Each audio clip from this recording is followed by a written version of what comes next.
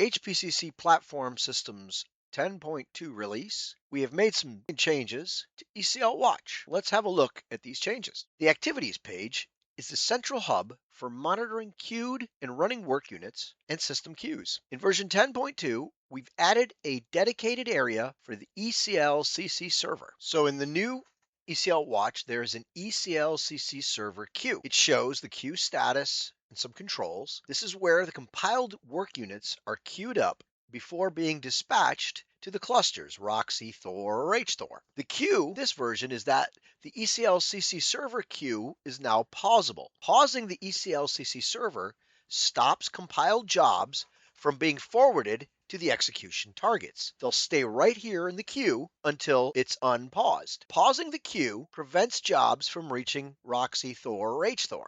And unpausing that will then allow them to be forwarded to the execution targets. Let's demonstrate this. Let's pause the queue, and then we'll submit a few jobs to the queues.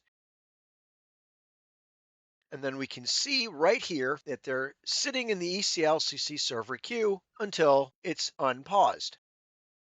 Let's unpause the queue, and the ECLCC Server will now dispatch the compiled work units to the respective targets. This pause feature is useful if you need to hold up all the compilation output, for example, during system maintenance, for troubleshooting, or if you're preparing to do a controlled rollout.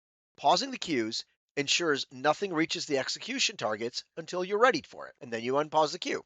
Troubleshooting. If jobs don't start dispatching after unpausing, check the ECLCC Server logs and the target availabilities. This page will render slightly differently on a bare metal system. The only difference between the bare metal and the cloud or container deployments is that you won't have these disk utilization graphs. That's the new activities page with the new ECLCC Server queue, which you can pause and unpause. Now available in HPCC Systems ECL Watch for version 10.2. If you like this video, or if you learned something, hit the like and subscribe button and let us know. For the HPCC Systems Developers Series videos, once again, thank you for watching.